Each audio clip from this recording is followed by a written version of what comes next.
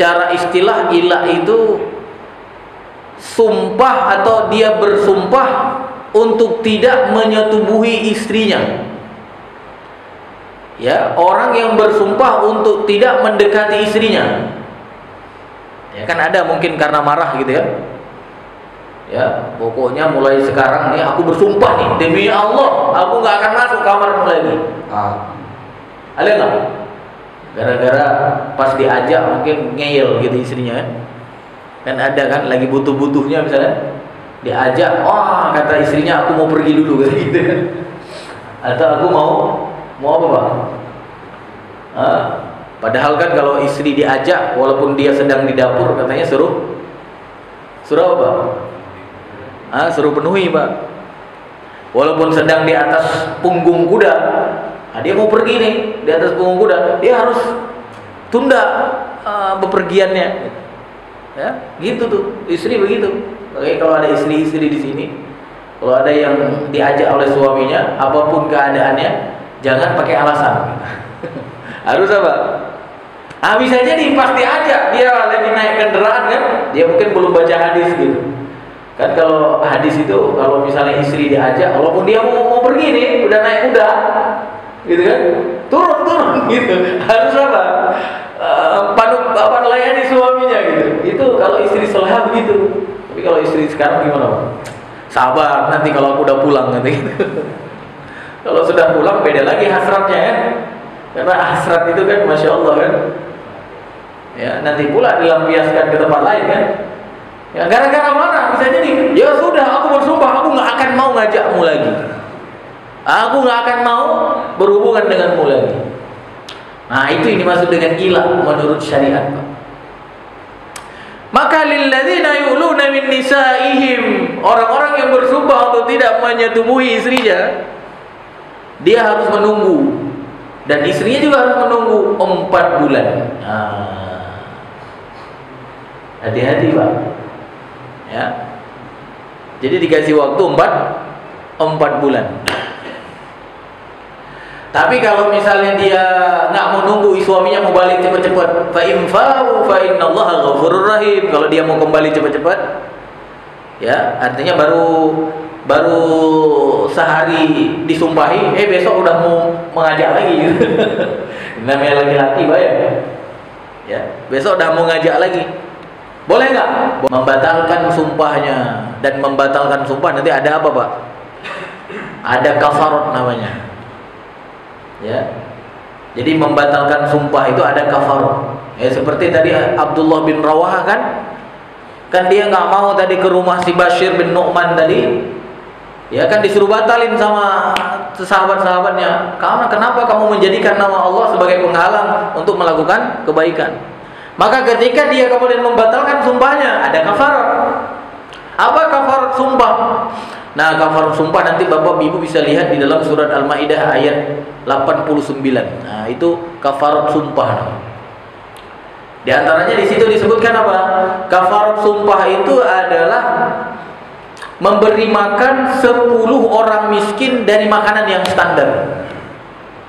Ya, kalau makanan standar orang Indonesia hari ini ya nasi padang lah Pak ya. Jadi kalau sudah bersumpah ingin batalin sumpah, ya udah beli aja nasi padang 10 bungkus, saya cari orang miskin. Ya, atau beri dia pakaian 10 orang pakaian orang miskin. Ya, ada sekarang itu gampang kan, yang pakaian standar ada apa namanya? 35 serba 35.000. Itu kan bayar. Enggak usah ke mall gitu. Ya, atau apa?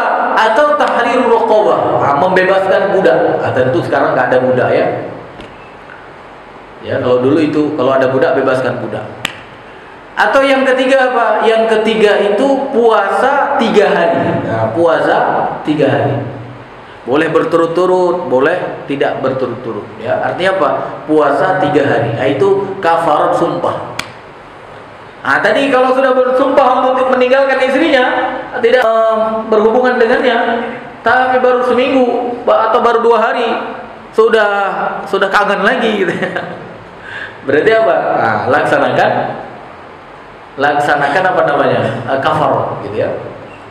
Makanya udahlah, kalau memang apa namanya, marahnya sesaat, ya, nggak ada niat gitu kan, nggak ada niat memang yang sebenarnya untuk menjauhi istri, ya udah nggak usah bersumpah lah, Pak ya. Tapi ada memang orang yang menggila istri itu ada, Pak. Dan itu menjadi kebiasaan orang-orang jahiliyah dulu. Jadi orang jahiliyah dulu ketika dia ingin menyakiti istrinya, ketika dia ingin membuat istrinya tersiksa, ya, maka dia ilah, dia sumpah itu, aku nggak akan mau menyetubuhimu lagi, aku tidak akan masuk kamarmu lagi. Dan itu berlaku bahkan kadang setahun 2 tahun, sehingga istri itu menjadi apa, Pak? Menjadi terkatung-katung, kan gitu kan? Dia tidak diceraikan, dia juga tidak apa, Pak? Tidak digauli. Gimana, Pak, kira-kira kalau istri tidak diceraikan, tidak juga digauli, gimana? Ada ibu-ibu nggak di sini? Hah? Galau, Pak, galau. Kalau setahun gimana? Stres kan? Ya. Kalau 2 tahun, tambah stres lagi wanita, Pak. Mungkin kalau bapak-bapak enak, ngilak yang satu bisa ke yang kedua kan? Apalagi dulu minimal 4 kan? Maksimal 4 kan? Ngilak yang satu dia masih bisa ya, yang sama yang kedua, sama yang ketiga, sama yang keempat. Cuma kalau bapak-bapak sekarang, kalau ngilak sekarang ya susah, Pak ya. Mau kemana kita ya, Pak ya? Pakai jangan sembarang ngilak, Pak ya. Ya, kalau dulu mungkin enak, tapi wanita itu nggak bisa, Pak, karena dia nggak bisa cari yang lain. Ya hukum Islam memang begitu. Kecuali kalau kamu nggak mau pakai hukum Islam, artinya mau menjadi agama lain, itu beda lagi kan. Seorang wanita ketika dia sudah menerima itu sebagai suaminya, maka dia harus setia dengan suaminya. Nggak ada istilah kalau ada laki-laki ada poligami, kalau sekarang ada pemaksaan apa namanya?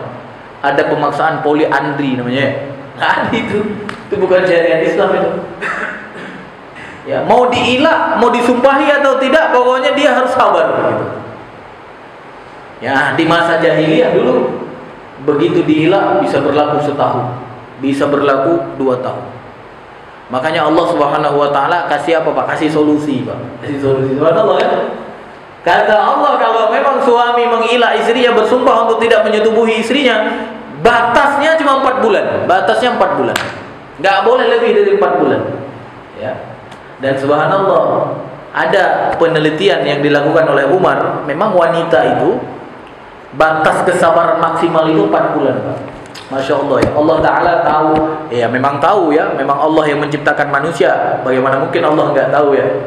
Tapi Umar bin Khattab itu pernah buat apa namanya, klarifikasi dari apa yang menjadi kepribadian wanita, ya. Disebutkan di dalam riwayat itu, ketika itu Umar bin Khattab pernah ini, Pak, pernah, kalau bahasa kita itu pernah belusukan lah gitu ya. Karena belusukan itu apa namanya, Pak? Jalan-jalan melihat keadaan rakyat ya. Ya itu belusukan, Pak ya.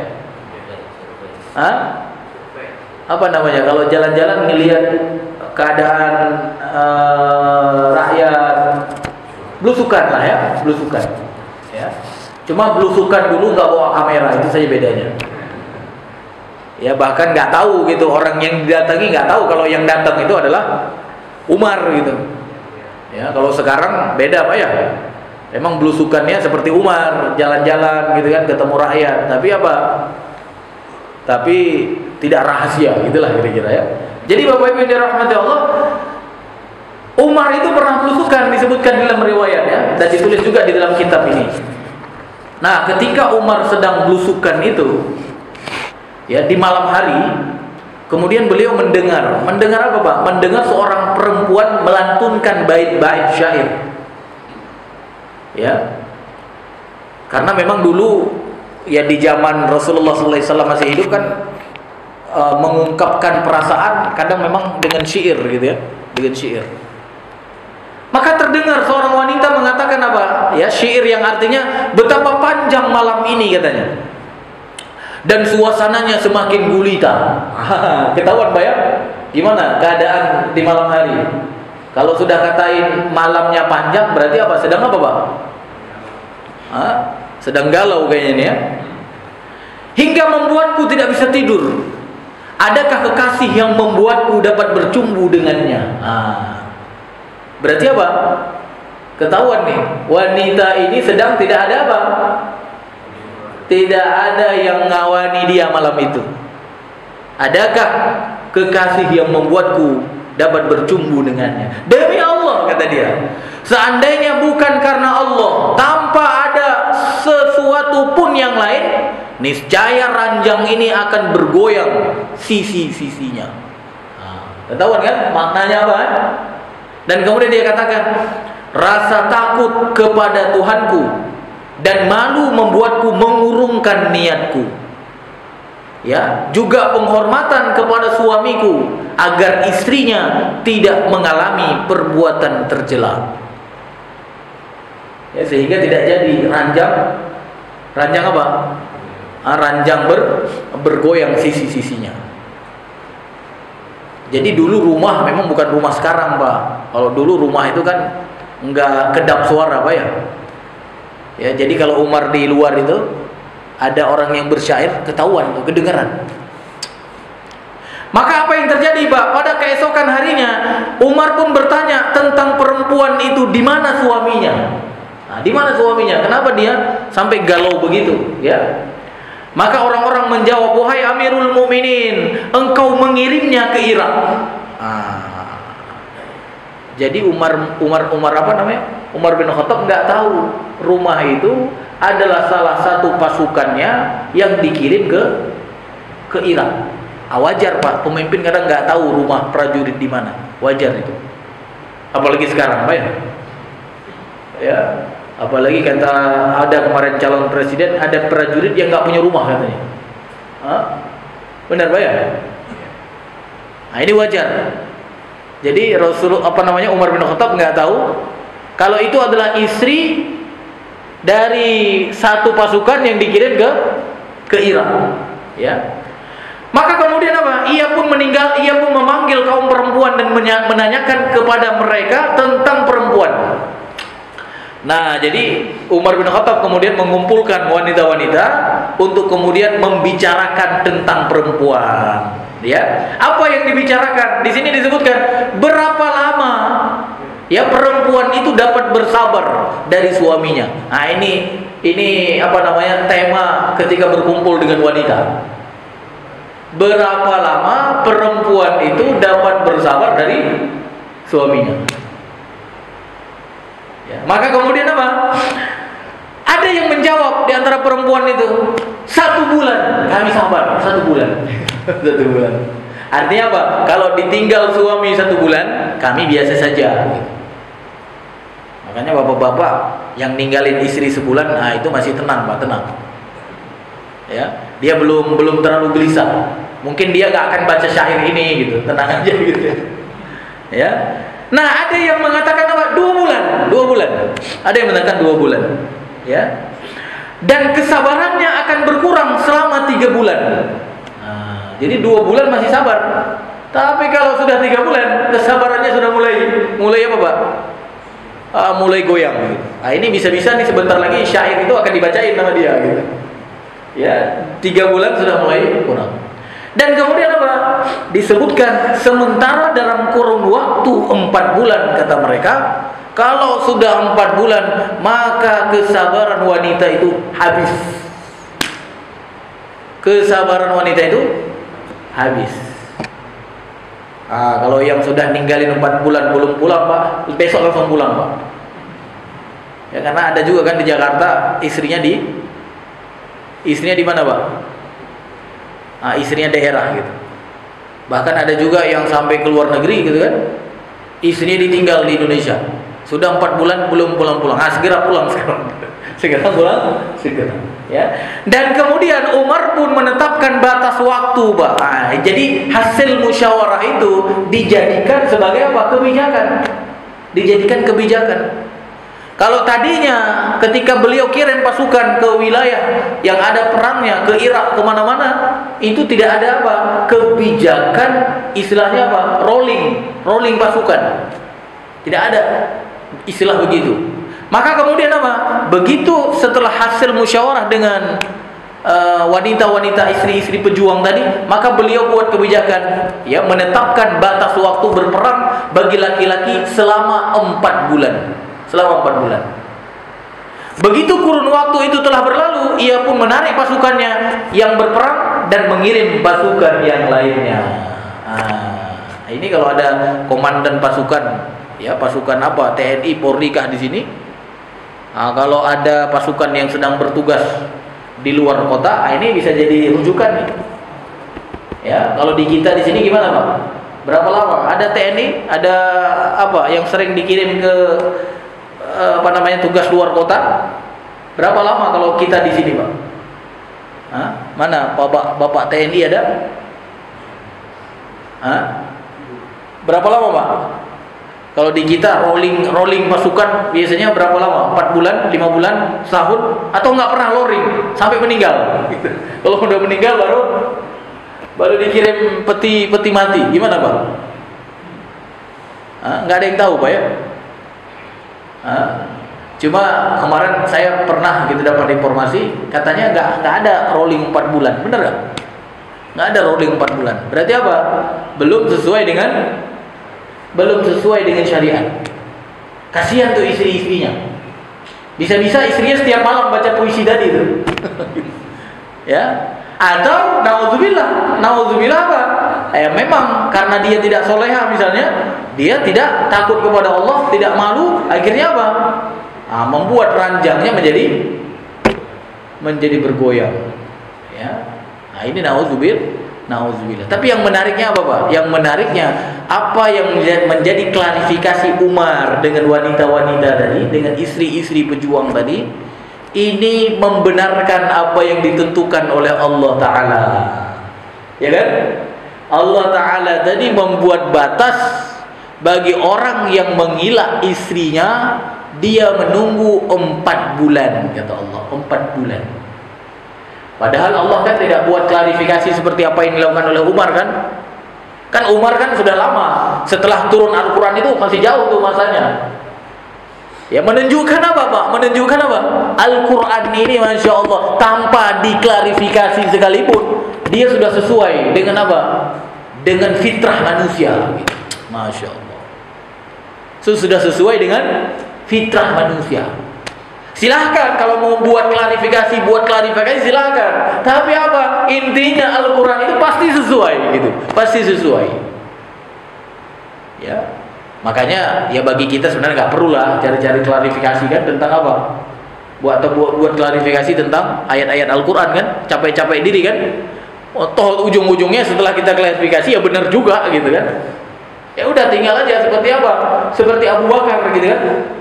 Kalau Abu Bakar kan begitu mendengar, apakah ya apapun gitu kan, mau sesuai logika nggak sesuai logika, kalau itu disampaikan oleh Allah dan Rasulnya, ya sudah sami'na wa ata'na. Gitu. Makanya Abu Bakar itu dikenal dengan As-Siddiq. Benar nggak, Pak? Ya, dikenal dengan As-Siddiq yang membenarkan semua informasi yang disampaikan oleh Muhammad SAW. Bahkan sesuatu yang menurut orang-orang ketika itu, bahkan menurut kita juga mungkin nggak masuk akal gitu. Kan peristiwa Isra Mi'raj itu menurut orang ketika itu kan nggak masuk akal kan. Bahkan menurut kita sekarang juga masih nggak masuk akal. Bagaimana dalam satu malam melakukan perjalanan dari Mekah ke Baitul Maqdis, dari Baitul Maqdis naik ke langit ke-7, bahkan di atas langit ke-7 Sidratul Muntaha, dan kemudian turun lagi ke Palestina. Dari Palestina balik lagi ke Mekah. Itu terjadi dalam satu malam. Masuk akal nggak? Dengan akal kita hari ini, Pak. Yang sudah ada pesawat bahkan jet, masuk akal nggak? Nggak masuk akal. Apalagi zaman dulu. Tapi karena itu disampaikan oleh Rasulnya Muhammad SAW, Abu Bakar sami'na wa ata'na. Masya Allah. Karena apa? Itu iman, namanya iman. Tapi kalau mau klarifikasi ya apa-apa juga, mau coba-coba gitu kan. Tapi pada intinya memang apa? Memang ya apa yang dikatakan oleh Allah itu di dalam Al-Quran pasti sesuai dengan apa, Pak? Sesuai dengan fitrah manusia.